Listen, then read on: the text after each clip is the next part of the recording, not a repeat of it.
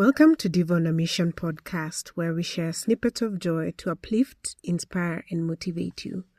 I am your host, Eva the Diva, and I am thrilled to bring you stories that transform everyday moments into profound experiences. Happy May. The year is moving by fast, and we just hit May, the 5th month of the year, and there's been a lot going on with life, and I'm sure it's the same for you too. But the thing that really hit me hard lately is the number of young people who are dying from just cancer, road accidents, alcohol poisoning, just life coming at them from different ways. And I know, like we've talked about before, the world is mostly at war. There's a lot of poverty. There's a lot that is not going right.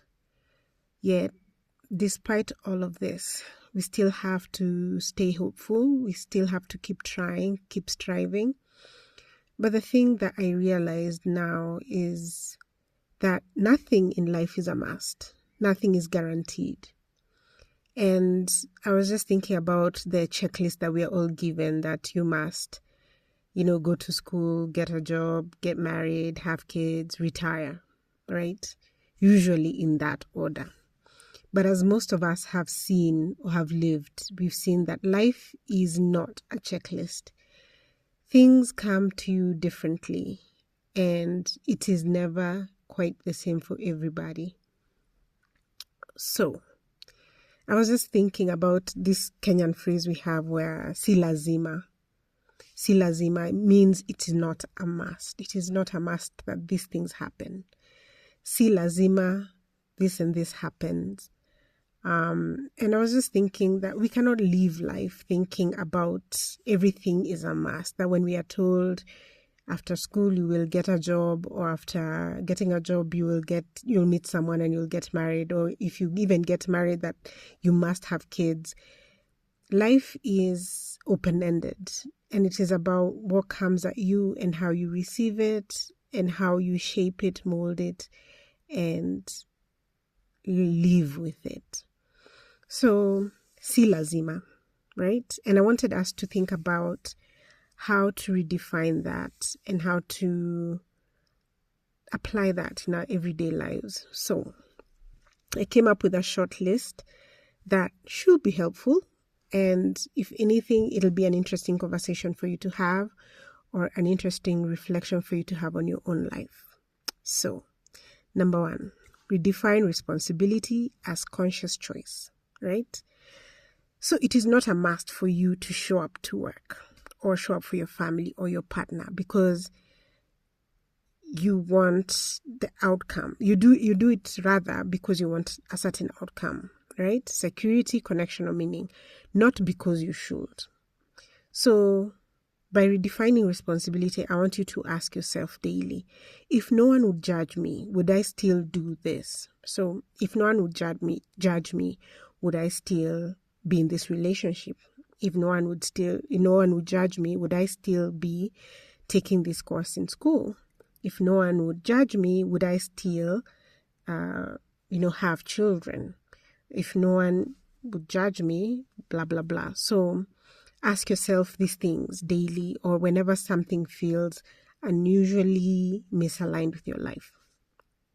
The second thing I want you guys to try is to use preference instead of expectation. So instead of saying, I must exercise, try, I prefer feeling healthy and energetic when I exercise, right? So instead of, I must exercise. Or, for example, I feel better when I call my parents and see how they're doing, instead of I must call my parents. So try, I value our relationship and choose to stay in touch with someone rather than, I have to make a call, otherwise this person will be mad at me, right?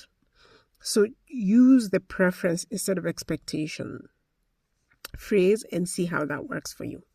The third thing is test small rebellious acts against this checklist, right? So if there's an event you don't want to go to, skip it.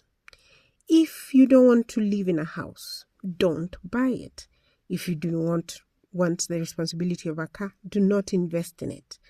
If you do not want children, do not have them, right? If you do not want the burden of a relationship, stay single. So test small rebellious acts against the checklist. Say, instead of going for that corporate job, maybe I want to do something more creative, more technical, more entrepreneurial, right? So this is a way of testing these small rebellions against the checklist. So you test the checklist against by using these small rebellions. And say, for example, if you whatever things people say it's a must, or I must, wear my hair in an afro, like I cannot wear dreadlocks to work because of corporate policy. You try it out with full locks and see how it is, or you try it out with an afro and see how it is, or you try it out by, plaiting cornrows. Small rebellions like that, right? Especially where there's so much rigidity towards a certain thing, be it how you look, how you live your life, how you express yourself, right? The fourth option is in relationships, for example, replace duty with delight. Say, don't stay with a partner out of a sunk cost or should. Stay because you actively enjoy them today. For family, set boundaries with love. I won't visit every holiday, but let's plan a weekend together that works for us both. Something like that. The fifth option is to build your own life anchors. Say, not against a checklist, but build your life around the things you value. Instead of milestones, choose themes. This is my curious phase. This is my restful phase. This is my adventurous phase. This is where I want to focus on family. This is when I want to focus on myself, right? Then let actions flow from that. So, for example, depth might mean reading slowly or having one long conversation a week, or learning an instrument without pressure to perform. So there is so many ways that we can use these rebellions, or by building your own life anchors, so that the life you live is more meaningful to you and not to others. The sixth one, and the final one for this episode, is dealing with fear. Do what you want, not what is expected. Sometimes it can feel lonely because no one identifies with your desire, say, for example, to learn drums, or your desire to learn dance, or your desire to go camping, or your desire to learn how to drive a motorcycle. But deal with the fear of it. Let them deal with fighting for the thing you want, and let everyone else handle their own emotions, their own expectations of you. You don't have to carry it all. If you want to learn how to ride a motorcycle, go do it. Don't worry about what people will say, or how men will perceive you, or how women will perceive you. If this can apply to either gender. But the point is, if you want to learn how to ride a motorcycle, go do it. If you want to go camping, go do it. If you want to quit your job and explore entrepreneurship, do it responsibly. This is your life, and it can be taken away at any moment, and you only get the one chance to live the life, and then it's gone. We never get the same day twice. There's that famous saying that a man never steps in the river twice, because it's never the same river and he's not the same man. So I hope this is a practical start for you, and that this week you will identify one thing you want to do purely out of breaking out of the expectation box and breaking out of the checklist box, right?